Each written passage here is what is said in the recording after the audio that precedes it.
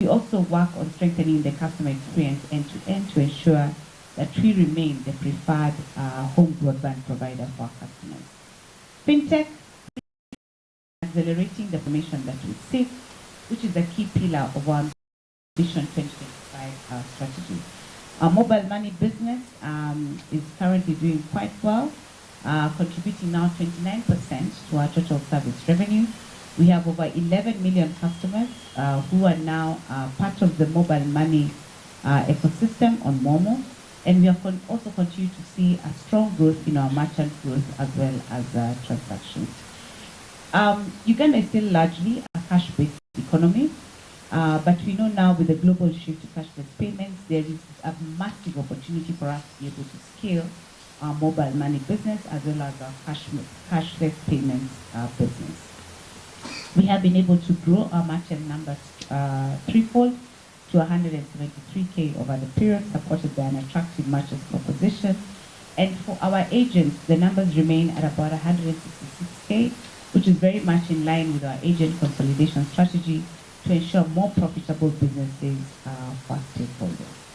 It is, I think, beautiful to behold the growth of almost 40% in transaction value for mobile money to about 92.3 trillion over the period, which means that the focus areas we are paying attention to from a fintech perspective, the unicorns of payment and commerce, wallet, bank tech, insurtech, and remittance, which are all recording double-digit growth, are paying off.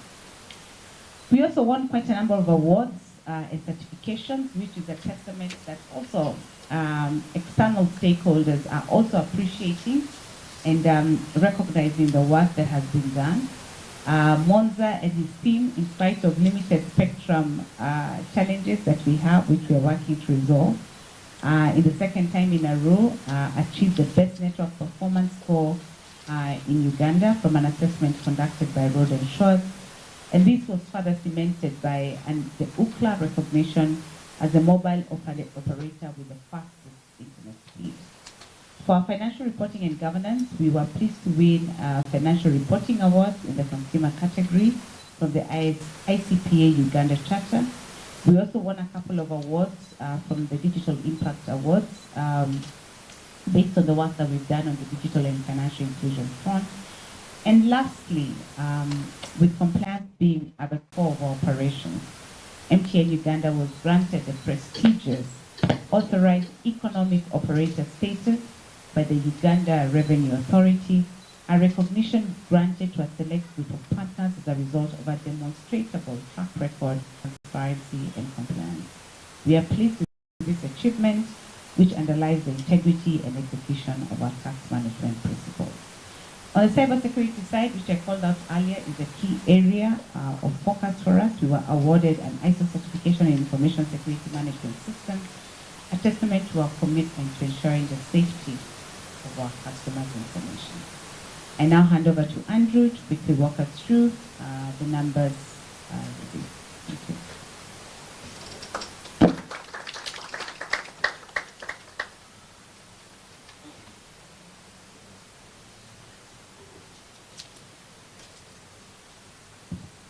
Thank you, Sylvia, and good morning to you all. So if we look at our financial performance, you can see we grew our revenue 11.1% year on year. And when you compare the average inflation, which was about 7.3%, and given the macro and circumstances in which we're operating, we believe that's a strong result. This 11.1 and going forward, you can see is driven mainly by fintech and data. On the fintech side, I keep repeating that Uganda has a unique revenue mix where fintech contributes more than data. In many other countries in sub-Saharan Africa, you will find data catching up with fintech. So that looks at the opportunity we have here. The fintech growth that grew almost 25, what's more important was that the contribution of advanced revenue increased to almost over 23% of the total fintech revenue versus 14% last year. The importance of that is advanced revenue comes at better margins versus the basic. So that's one of the highlights for the fintech growth. Data, we continue to And you have to look at it into the circumstances of what's changed pre-COVID and now, with more appetite, especially on the home side. So that speaks to the extra investment that we need to make. When we speak about voice, and Sylvia, just to remind you, at half one, voice was growing at almost 5% below year-on-year. So ending at almost flat is the improvement Sylvia mentioned. And this is where we continue to do a lot of optimization and CVM. Unlike many other industries, in spite of inflation being at almost 10, we can't just increase prices to the same. I mean, many of you will run away. So we're in a peculiar situation whereby our customers are demanding for better quality, okay, and that means you need to invest more. At the same time, we all know what is happening on the macro. So that's the balance, and that's where we believe that this is a fair result, where our EBITDA ended up growing at 11.5% year-on-year, given the circumstances, and we'll slightly look at the cost element, where we're investing a lot on the network. I won't say much on earnings per share, but that again is driven by our PAT performance, which is almost 19% year-on-year, and speaking to the CapEx. So this is back to what I was trying to explain. If you look at the macro and opportunity, and in Uganda, the growth of data, and you will see whereby the revenue mix where voice is contributing less year-on-year, and that's expected, as data and fintech are increasing the contribution. And this shouldn't surprise us today because of our population mix with the young. I mean, I have mentioned before, there are people you send an SMS, they'll never read it. The WhatsApp, the moment you're done, before you look aside and back, you've been answered. So we need to continue investing in our data. So you'll see the CapEx figure of 335. If you recall, when we launched the IPO, we mentioned that we'll invest 1 trillion into the network. We've done 335 billion, and we'll invest another at least minimum of 330 billion this year, in fulfillment of what we achieved. Maybe before we leave that slide, if I can just speak to the dividend payout. When you look at the dividend payout with an effective yield of about 9%, to have an effective yield of 9% versus a T-bill today, which is around 10, 11, so it's a bit strange for an outside equity to quite compete with cash, today where cash is offering better yields. So we believe this is still a good performance and just that. When we look at our revenue mix, this is what I was trying to talk about. You can see voice is declining. It's a good thing, but you have to also be very careful that the decline is a movement of revenue from voice to data and fintech, not a decline without movement to the other revenue streams. So we do expect that, and that's why we continue investing in LTE coverage, and that's why, for coverage, fiber, and you will find that our 4G, you'll see a slide, coverage has also increased. So this is super important, and you can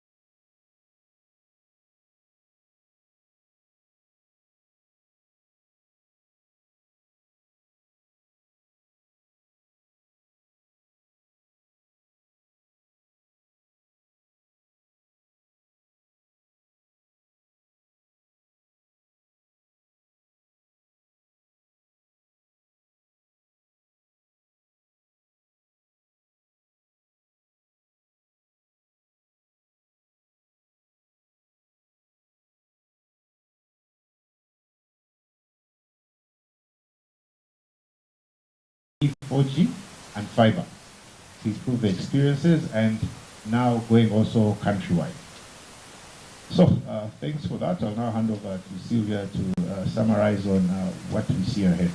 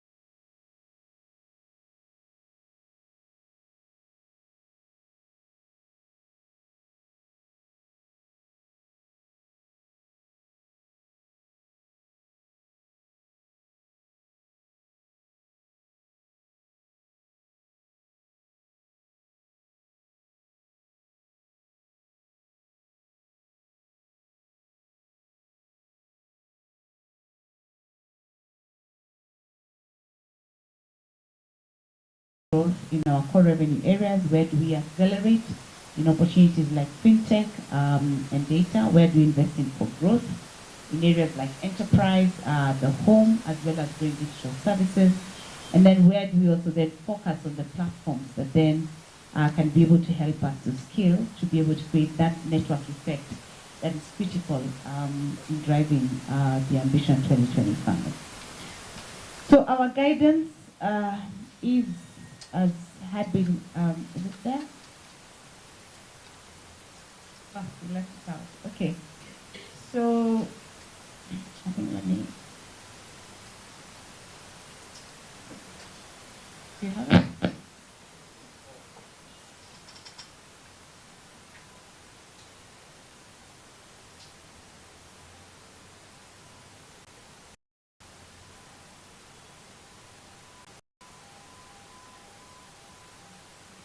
Okay, I'll put it up on the screen just now.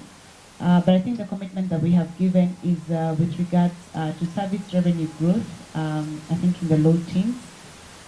We have also given, I think, a commitment in terms of dividend payout that is above 75%, if I remember correctly, Andrew. And we will continue to make sure that our EBITDA performance remains in line with the commitments that we have given with regards to growth. I think for us, as we engage with you in the next few minutes, we are available to answer any critical questions and components that can probably help you to better understand the MTN Uganda story. We are also welcome to the challenges that you may have, probably issues that you may be struggling with in terms of how, when you try to reconcile the mathematics in your head.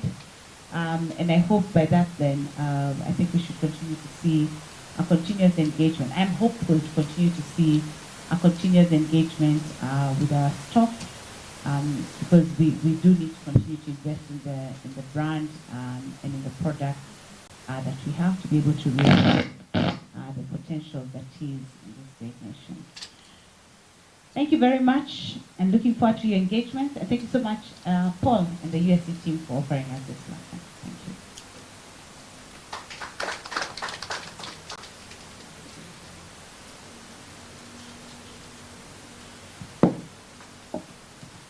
Thank you everyone for coming. Any questions? Any burning questions from the presentation?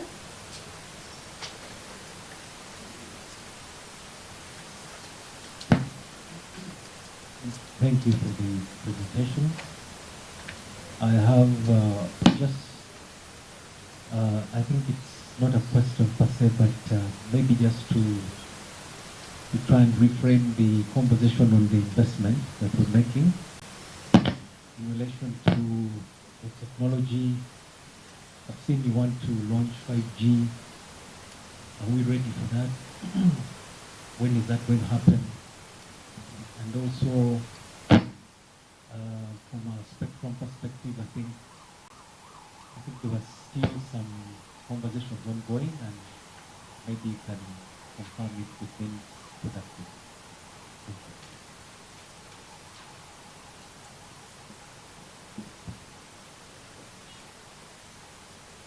you. Yes. So, I mean, if you look across Africa, we are rolling out 5G. I think MTN is rolling out 5G across Africa at a pace that is ahead of the other telecom operators.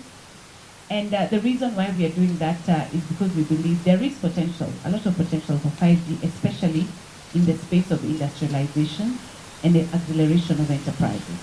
So when you look at certain sectors in the areas of manufacturing, in the areas of oil and gas, which are very critical for this nation, we have specific use cases that we are discussing with the various enterprise customers that will help us to be able to actually realize the potential of 5G.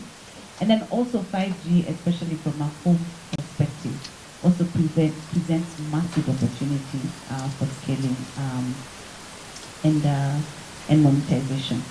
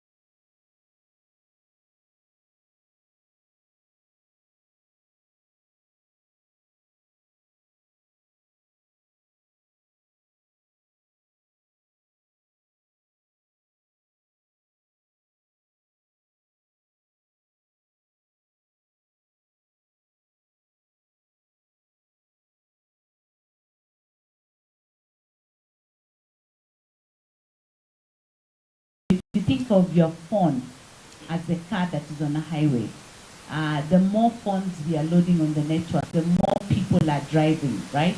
The busier the roads are getting. So the more spectrum we get, which means then the more lanes we are able to add, which therefore means even as you get more cars coming onto the highway, the faster the cars are able to move. They don't have to get slowed down or congested because of lack of lanes. I don't know if that explains. So all we are asking is, as we continue to work on increasing the number of devices, the number of cars on the highway, we should get more increased lanes so that then the experience of those who are driving is not slowed down or compromised because of lack of sufficient lanes. Now, Monza, I don't know if I have explained it well. Very well. I have passed your exam. Thank you very much. Okay. Thank you for your presentation, MTN. My name is Livingstone Mokasa. If I'm to buy a stock, there are two reasons why I should buy a stock. The first one is that I'm seeking a dividend, I'm seeking a return. The second one would be I'm seeking growth. Now, these are the two areas that you would concentrate on from any investor, from a layman's perspective. Here is where I see some challenges, and I need some comments and some answers. The business is healthy. When you look at your numbers, the business is healthy. The return is a little bit wanting. So that reason goes away for me to seek a return from MTN. Define the wanting, just so I know what is the scale of the wanting. Let's say you're below the treasury bill rate, as Andrew has ably demonstrated, and we know the reason. We cannot go into the details, but you're a little bit below what the treasury bill rate for a business. The second one is that growth. Now, definitely you are in a high capex business, and Andrew is telling us that capex will continue to happen. I would have felt better if he said, okay, our capex is going on for 1-2 years, but it's likely to drop. So means I will have a better return, maybe in the medium term, 2 to 3 years. And so I need maybe a little bit of clarification on that. There are more two things that I need clarification on. The first one is about Momo. Momo is healthy. As a business independent of MTN, I would buy into Momo. But is it still going to stay embedded within the group, or it will go on and could list on its own?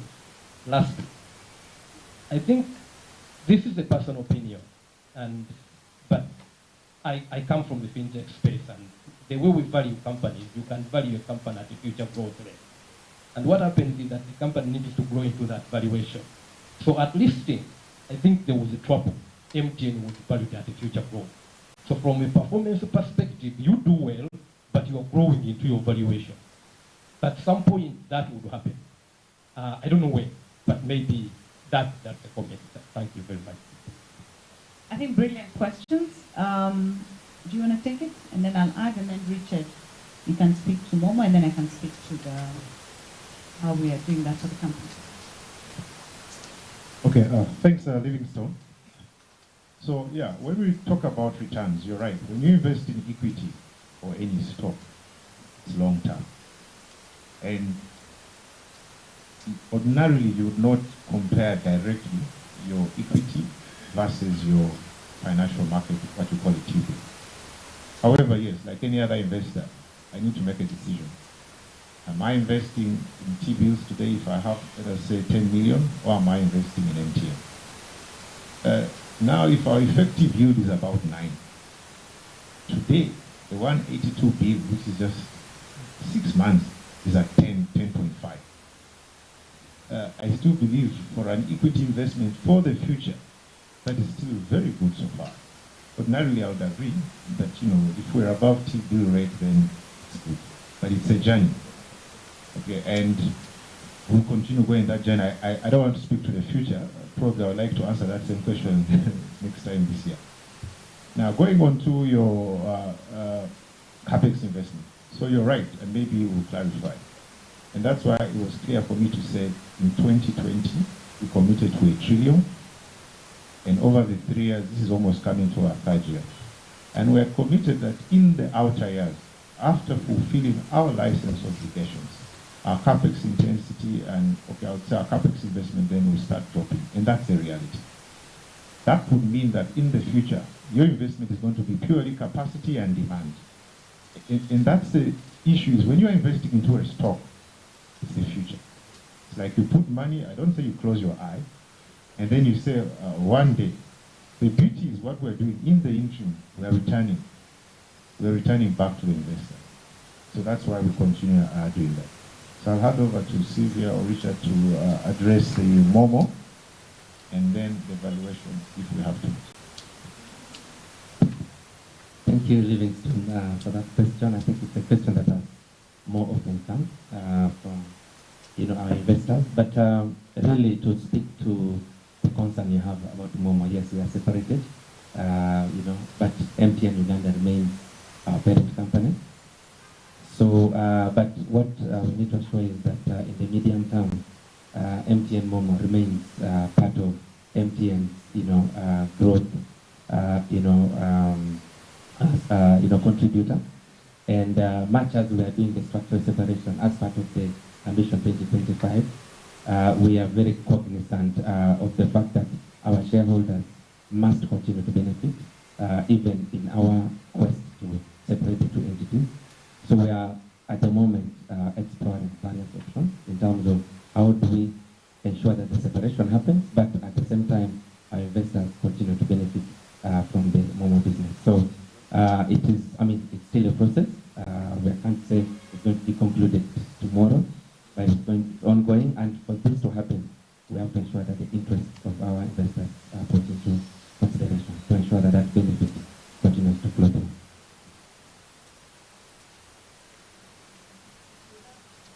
One more. We have a question online on mobile money fraud. What are we doing as MTN to address this issue? Because they think that the margins on the mobile money business are quite healthy. Could you please have a response on that? Okay, thank you, Amanda. Yes, we are operating in an environment where, the fraudsters are not sleeping. We are also keeping ourselves awake. And of course, and this has been accelerated quite a bit last year. We've had a number of interventions. We did implement some of them. Some interventions were implemented on the technical side in terms of enhancing the security, protocols in our system, but also the awareness aspect. We recently concluded with the Town Fairer campaign, which has been running quite a lot, second half of last year. And this really is aimed at creating awareness, amongst our consumers in terms of what the fraudsters are doing, how important it is to protect your PIN, the fact that if the loss of funds comes from, sharing your PIN or compromising it. So I think that is the biggest energy, that we put in to ensure we constantly engage our consumers to create that awareness, to sensitize them. We have the digital literacy that we also have to do because we know and security enhancements that just last week, you could be aware that we launched the Better State campaign, which is going to be sustained for at least 2 years. And we believe with this campaign, we should be able to create more awareness to give to the consumers in terms of what are some of the tricks that the fraudsters are using, because most of them are social engineered. And the most that was blocking that long string, the shortcut of sending money. You find that the fraudster would actually trick you to dial a certain code which starts with *165, but in essence, they're actually trying to ask you to send money, because at the end you're entering your PIN, and before you know it, the funds are gone. So we blocked that long string because we intended it for the right purpose, to create convenience, to shorten the steps, but the fraudsters will actually look at it as an opportunity to, hoodwink those that are not aware of those short steps. So very important. The second one also, I think, was on the Momo Pay transaction.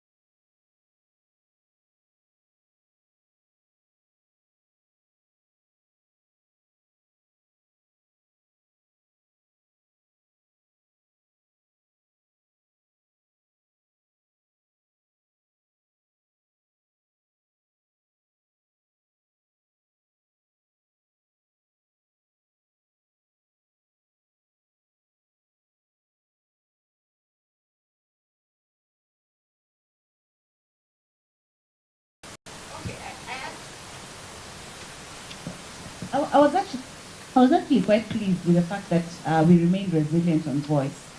And this is because the opportunity in terms of getting our customers. I mean, the reason, first of all, people acquire SIM is because they want to talk, right? And when we look at the opportunity that still exists and the fact, as I said, that we have a huge youth population that is constantly coming into the mobile network, means that the opportunity for acquisition is still there. And if we get our distribution and our commercial intensity right, we should continue to reap in terms of voice growth in the near and medium term. Remember also that with a smartphone penetration of 35%, it means that majority of our customers are still on 2G. So the question we need to ask is, even as we are actively converting them to data and doing that, how do we continue to stimulate and drive them to talk? And especially in markets, which, like in the regional markets and rural populations, this data is ongoing and is quite aggressive, but there's still a very big opportunity to be able to drive our voice growth. That is why the investment, as you asked, with regards to CapEx is critical.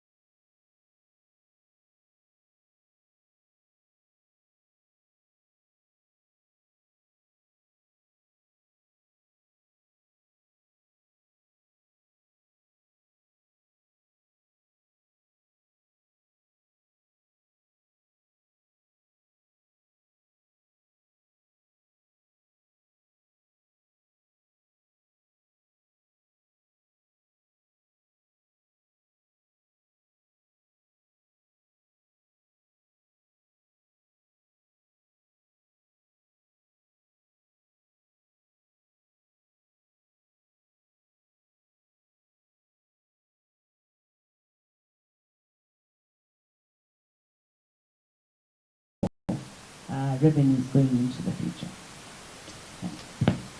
So let me just add something on investment. It's actually cheaper to invest in LTE, saves you operational costs. So you'll find some networks in the future going to like close 3G.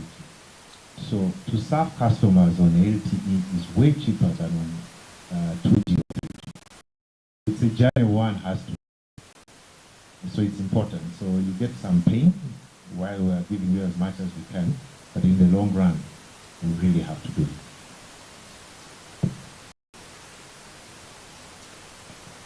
Thank you. There's a question: has the company considered an expansion plan into other East African countries than Ethiopia? Which plans has the company put in place to reduce operation costs in the future?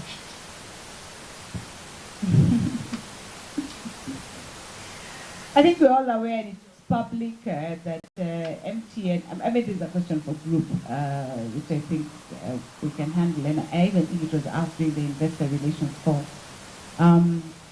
But yes, the opportunities for expansion are always there. We all know there was an ambition to be able to get into Ethiopia, but I think the final ticket price for Ethiopia was not realistic for the ambition that we had as MTN. But we have presence in over 18 markets across Africa, which shows the strong appetite for investment that the MTN group has to continue to invest in the African markets, and I think this will continue to grow in the near future. The second question was around what are we doing with regards to reducing our costs. I think ruthless cost and spend discipline is a mantra that we have adopted, and that is why you can actually see we were able to report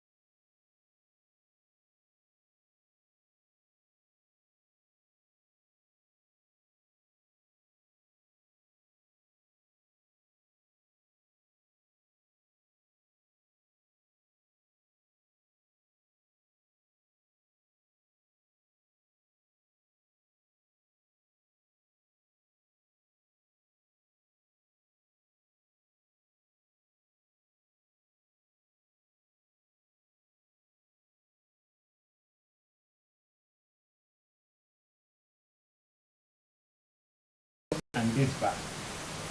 But I've not seen significant changes in incomes or other losses when you sell and this back. Possibly, you could have explained them at book value, but I'll need your clarification. And the other is, you say smartphone penetration is at 35, but then population coverage is okay, 70 on 3G and 4G. How is it possible? Because I know it is only smartphones that can connect on 3G and 4G. Okay, let me answer the second one, then I'll let Andrew answer the first one. So basically what we've done is that we have provided the highways that people can travel on, right? But for them to travel, they need a card. So we've because see, people can't drive until you put the highways, right? So we put the data highways, the voice highways, which means that those people are covered, they can connect to data. But what they don't, so the sites are up, right? So we have gotten 4G sites, we have reached now 79% of population. 3G sites, 92% of 91 point. Okay, Monza. All right, 91. What is the difference of 0.2 percentage points? So 91.4 on 3G and 98 on 2G, which means the network is there. But for them to connect on 4G, they must have the device. So what they are lacking is the device. And therefore, in spite of the network being there, they can't connect. So we measure the penetration, the smartphone penetration based on the number of smartphones that are connected to the network. So we need to get a lot more smartphones into the hands of people so that they can benefit from the investment that has been made. I hope that is clear. My understanding of population coverage, you have the area coverage together with the smartphone. Maybe just give him the mic for the benefit of the people who are online. So my understanding of population coverage, you have both the area coverage together with the people having the smartphones.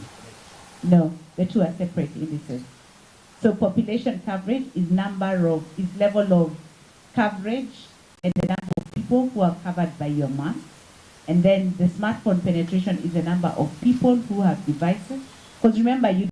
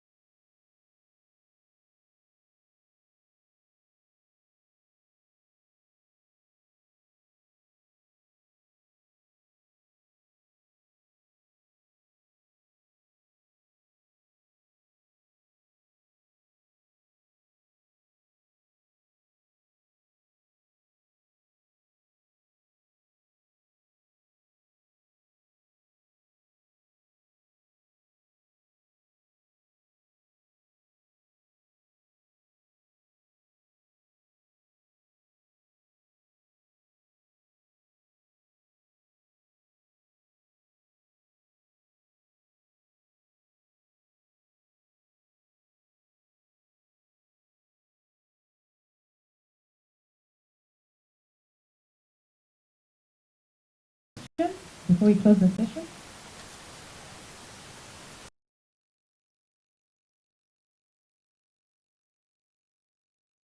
One of the factors why the EPS is moving down is the increase in the interest, finance cost, EPS, earnings per share. And part of the finance cost is mainly attributed to the localization, the debt that was in the USD portion. My question is,